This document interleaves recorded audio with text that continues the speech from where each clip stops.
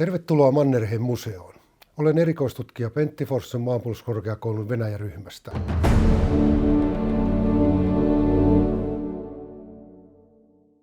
Maanpuolustuskorkeakoulu järjestää vuosittain Venäjän turvallisuuspolitiikkaan ja sotilaspolitiikkaan keskittyvän Venäjä-seminaarin, jota Mannerheim-säätiö on tukenut.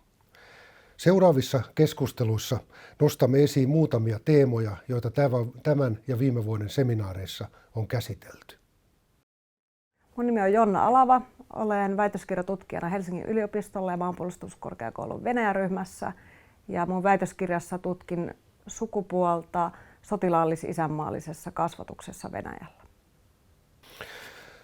Millä tavalla tämä sota tai operaatio näkyy sitten Venäjän yhteiskunnassa ja informaatiovaikuttamisessa? Voisitko, Jonna, tätä vähän valottaa? Joo, kyllä. Eli jos katsotaan niin kuin valtion sisäisiä narratiiveja ja kansalaisyhteiskuntaa, niin tavallaan siellä ollaan myös sodassa, ei pelkästään operaatiossa. Että niin, se on kiristetty niin paljon tavallaan just uutisia ja propagandaa, että Venäjä yrittää, että sinne ei tule mitään vaihtoehtoisia narratiiveja sekaan tai uutiskuvia. Ja tämä näkyy erityisen hyvin tavallaan nuorten hallinnassa, kouluissa, kansalaisjärjestöissä, että kaikki tämmöiset niin kuin vaihtoehtoiset äänet yritetään kyllä hiljentää. Ja mitä siellä on niin kuin nuorten ja lasten koulutuksessa tapahtunut, niin on tapahtunut paljon tämän hyökkäyksen jälkeen. Eli esimerkiksi historian tunnit on ensisyksystä alkaa ensimmäiseltä luokalta, kun ne alkoi ennen 5. luokalta.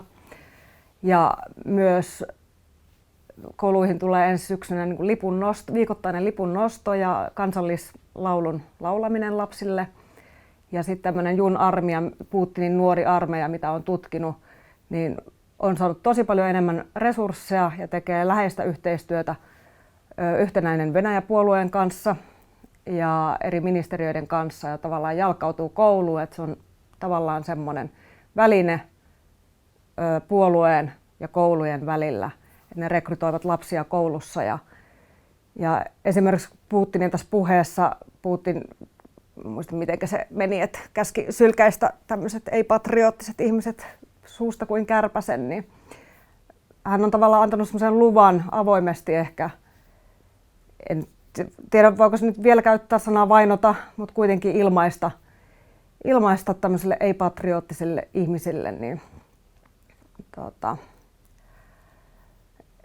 ehkä vihaa näitä kohtaan ja samalla se kertoo siitä, että tämmöinen patriotismi, mikä on ollut valtioideologia jo vuosia, niin se on alkanut merkitä entistä enemmän tämmöistä nimenomaan sotilaallista patriotismia, isänmaallisuutta. Ja siihen liittyy se, että tavallaan sotilaasta ja kansalaisesta tulee yksi. Et hyvä kansalainen on myös hyvä sotilas, joka on valmis menemään armeijaan ja tarvittaessa uhraamaan itsensä. Ja tätä viestiä terotetaan tällä hetkellä lapsille tosi paljon. Monet on vetänyt jo yhtäläisyysmerkkiä Hitlerjugendiin ja sitä tehdään myös Venäjällä just tämän Jun armeijan tapauksessa. Ja siihen liittyy ehkä semmoinen verkosto, että valtio tai järjestö ja koulu tavallaan kiristyy ja Natsi-Saksassa kävi niin, että tavallaan se perhe ulkoistettiin lapsen elämästä hyvin pitkälti. En sano, että vielä ollaan siinä tilanteessa, mutta tämmöisiä merkkejä on kyllä niin kuin koulutuksen piirissä Venäjällä nähtävissä. Miltä näyttää? Vaikuttaako tämä tällainen poliittinen aktiviteetti, niin onko se tällainen, vaikuttaako se nyt käynnissä olevaan sotaan Ukrainassa vai onko sillä pidempiaikaisia vaikutuksia?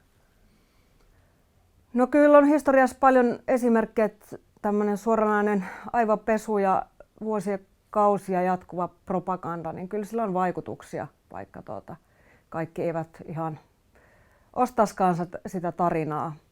Ja kyllä just näissä diskursseissa, mitä on suunnattu nuorille, niin näkyy hyvin vahvasti myös tämmöinen maskuliininen militarisuus, eli poikia painostetaan tulemaan sotilaiksi ja armeijaan, ja varsinkin tästä Jun armeijan piiristä on tärkeää, että nuoret jatkaa armeijaan varusmiehiksi, ja heitä on myös ollut entisiä Jun armeijalaisia sotimassa, ja ainakin parista tiedän, että on kaatunutkin Ukrainassa. Ja lisäksi tämä järjestö tekee hyvin paljon tämmöistä altruistista toimintaa, että siellä autetaan sitten Donbasin lapsia ja pakolaisia sitten yhteiskunnassa ja muun muassa puolueen nuorisojärjestöt lahjoittavat verta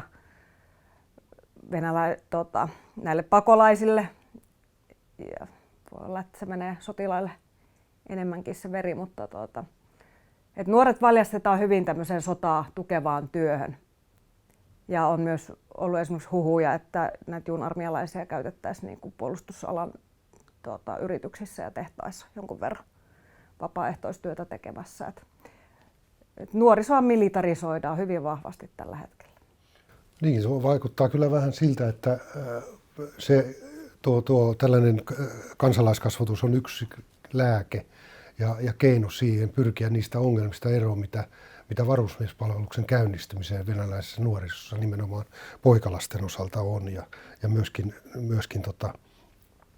reservin keräämiseen ja reserviläisenä olemiseen yleensäkin. Joo, se on varmaan just tämä toinen tavoite, on tämä uusien varusmiesten saanti ja toinen tavoite on pitää niin kuin se sisäinen yhteinen tarina yhtenäisenä myös vuosien päästä.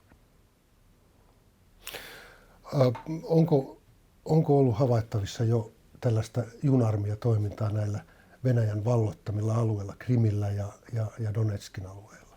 Joo, siellä on itse asiassa tosi vahvaa toimintaa ja paljon ovat kontaktisivuilla näkyy paljon heidän niin kuin toimintaansa. Et se näyttäytyy aika samanlaiselta, mitä muuallakin junarmia tekee, mutta siellä Donbasin alueella ainakin tämmöinen sitten yhtenäisen Venäjän nuorisojärjestö Mladeja Gvardia, eli Nuori kaarti, on yhdistynyt junarmian kanssa.